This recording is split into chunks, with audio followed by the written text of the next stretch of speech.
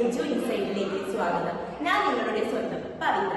നമ്മൾ ഇന്ന് 5ാം ക്ലാസ്സിലെ ജനങ്ങൾ ജനങ്ങളാൽ എന്ന ഭാഗത്തിലെ ഒരു ചെറിയ ഭാഗമാണ് നമ്മൾ ഇന്ന് ചർച്ച ചെയ്യുന്നത്. തുടർന്നുള്ള ക്ലാസ്സുകളിൽ നമുക്ക് കൂടുതൽ കാര്യങ്ങൾ ചർച്ച ചെയ്യാം. അപ്പൊ ഇന്ന് നമ്മൾ ചർച്ച ചെയ്യാൻ പോകുന്നത് തിരഞ്ഞെടുപ്പിലെ വിവിധ ഘട്ടങ്ങൾ എന്നൊരു ഭാഗമാണ്. തിരഞ്ഞെടുപ്പിലെ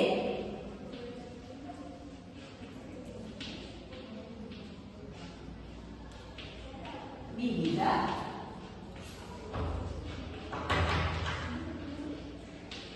ഘട്ടങ്ങൾ. ഇത്ര വലിയ പേര് കണ്ടിട്ട് ആരും പേടിക്കൊന്നും വേണ്ട. നമ്മുടെ ചെറിയ ചെറിയ കാര്യങ്ങൾ, അതായത് അത് വളരെ ചുരുക്കി മാത്രമാണ് നമ്മളിവിടെ ചർച്ച ചെയ്യുന്നത്. അപ്പൊ നമ്മളെന്താ, എല്ലാവർക്കും അറിയാം വോട്ട് ചെയ്യാനുള്ള പ്രായം എന്ന് പറയുന്നത് 18ആണ്. 18 വയസ്സായതുകൊണ്ട് മാത്രം ഒരാൾക്ക് വോട്ട് ചെയ്യാൻ പറ്റണമെന്നില്ല. അയാൾ ഇന്ത്യൻ പൗരനായിരിക്കണം. അതുപോലെ തന്നെ വോട്ടർ പട്ടികയിൽ പേരും ഉണ്ടായിരിക്കണം. ഇത്രയും ബേസിക് ആയിട്ടുള്ള കാര്യങ്ങൾ നിങ്ങൾക്ക് അറിയാമെന്ന് ഞാൻ പ്രതീക്ഷിക്കുന്നു. അപ്പൊ നമ്മുടെ ടോപ്പിക്കിലേക്ക് പോവാം. തിരഞ്ഞെടുപ്പിലെ വിവിധ ഘട്ടങ്ങൾ എന്നാണ് പറയുന്നത്. ഇതിലെ ആദ്യത്തെ ഘട്ടം എന്ന് പറയുന്നത് എന്താ, തിരഞ്ഞെടുപ്പ് ഉദ്യോഗസ്ഥരെ നിയമിക്കുക. അപ്പൊ നമ്മൾ എന്തൊരു കാര്യം ചെയ്യുന്നു അതിന് ഉത്തരവാദിത്തപ്പെട്ട ആൾക്കാരെ നിയമിക്കേണ്ട ആവശ്യമില്ലേ? അതിപ്പോ നമ്മുടെ സ്കൂൾ ഇലക്ഷൻ എടുക്കുകയാണെങ്കിലും അവിടെ അധ്യാപകരായിരിക്കും നമ്മുടെ തിരഞ്ഞെടുപ്പ് ഉദ്യോഗസ്ഥരായിട്ട് ഉണ്ടായിരിക്കുക. ഇവരെ നിയമിക്കുന്നത് ഇലക്ഷൻ കമ്മീഷനാണ്. അപ്പൊ ആദ്യ ഘട്ടം എന്ന് പറയുന്നത് തിരഞ്ഞെടുപ്പ് ഉദ്യോഗസ്ഥരെ നിയമിക്കുക.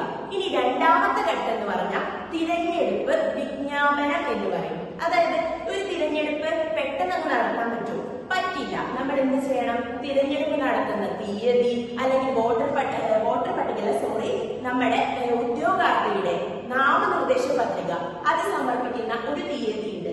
അത് നമ്മൾ പ്രഖ്യാപിക്കണം. അതുപോലെ തന്നെ വോട്ട് എടുപ്പ് നടക്കുന്ന, അതായത് ഇലക്ഷൻ നടക്കുന്ന ദിവസവും നമ്മൾ പറയേണ്ടതുണ്ട്.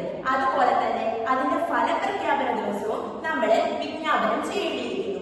ഇതാണ് എന്ത്, രണ്ടാമത്തെ ഘട്ടം, തിരഞ്ഞെടുപ്പ് വിജ്ഞാപനം എന്ന് പറയും. ഇനി മൂന്നാമത്തെ ഘട്ടമാണ് എന്ത്, അതാണ് നാമനിർദ്ദേശ പത്രിക സമർപ്പിക്കുക എന്ന് പറയുന്നത്. നാമനിർദ്ദേശ പത്രിക സമർപ്പിക്കുന്നത് നമ്മൾ, അതായത് മത്സരിക്കുന്ന ആള്, ഇപ്പൊ നമ്മുടെ നിലമ്പൂർ ഇലക്ഷനൊക്കെ നടക്കാൻ എല്ലാവർക്കും അറിയാം.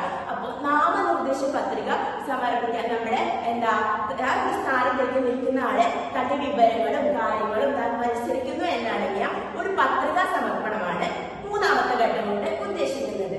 ഇനി നാലാമത്തെ ഘട്ടം എന്ന് പറയുന്നത് ഈ നാമനിർദ്ദേശ പത്രിക സൂക്ഷ്മമായിട്ട് പരിശോധിക്കേണ്ടതുണ്ട്. അതായത് അതിന് വല്ല തെറ്റുകളോ കാര്യങ്ങളോ ഒരു വള്ളിയോ പുള്ളിയോ എന്ത് തെറ്റിയാലും ആ പത്രിക നമുക്ക് സമർപ്പിക്കാൻ കഴിയില്ല, അല്ലെങ്കിൽ അയാൾക്ക് മത്സരിക്കാൻ കഴിയില്ല. ഇതാണ് ആ നാലാമത്തെ ഘട്ടം. പിന്നത്തെ ഘട്ടം വരുന്നത് എന്താ, നാമനിർദ്ദേശ പത്രിക പിൻവലിക്കൽ എന്നതാണ്. അതായത് നമുക്ക് നാമനിർദ്ദേശ പത്രിക പിൻവലിക്കൽ എന്ന് പറഞ്ഞാല് മത്സരിക്കാൻ ഉദ്ദേശിക്കുന്ന ആൾക്ക് മത്സരിക്കാൻ താല്പര്യമില്ല എങ്കിൽ നമ്മൾ ആ നാമനിർദ്ദേശ പത്രിക പിൻവലിക്കുന്നു. ഇതാണ് ആ ഘട്ടം എന്ന് പറയുന്നത്. പിന്നെ വരുന്നതാണ് ഏറ്റവും പ്രധാനപ്പെട്ട ഘട്ടം എന്ന് പറയുന്നത് തിരഞ്ഞെടുപ്പ് പ്രചരണം. നിങ്ങൾക്ക് എല്ലാവർക്കും അറിയാം, നിങ്ങളുടെ വീട്ടിലെല്ലാം വോട്ട് ചോദിച്ച് വരുന്ന ആൾക്കാരെയൊക്കെ കണ്ടിട്ടുണ്ടല്ലോ. അവർ സ്വന്തം സ്വന്തം പാർട്ടി മത്സരിക്കുന്ന ആൾക്കാർക്ക് വേണ്ടി തിരഞ്ഞെടുപ്പ് പ്രചരണം, വോട്ട് ചോദിക്കാനൊക്കെ വരുന്നവരാണ്. ഇതാണ് അതുകൊണ്ട് അർത്ഥമാക്കുന്നത്. പിന്നത്തെ ഘട്ടമാണത് ഏറ്റവും പ്രധാനം എന്ന് പറഞ്ഞാൽ നിങ്ങൾക്ക് ഓരോരുത്തർക്കും വിധി നിർണ്ണയിക്കാനുള്ള ഘട്ടമാണ് എലക്ഷൻ, തിരഞ്ഞെടുപ്പ്. തിരഞ്ഞെടുപ്പ് എന്ന് പറഞ്ഞാൽ നിങ്ങൾക്ക് ഓരോരുത്തർക്കും ആര് ജയിക്കണം ആര് തോൽക്കണം എന്ന് നിങ്ങൾക്ക് തീരുമാനിക്കാനുള്ള അവസരമാണ്. ഏറ്റവും അവസാന ഘട്ടമാണ് ഫലപ്രഖ്യാപനവും. അതുപോലെ തന്നെ ഫലപ്രഖ്യാപനം എന്ന് പറഞ്ഞാൽ വിധി നിർണയമാണ്. ആര് ജയിച്ചു ആര് തോറ്റു എന്ന് നമുക്ക് മനസ്സിലാക്കാൻ സാധിക്കുന്നു. അപ്പൊ എനിക്ക്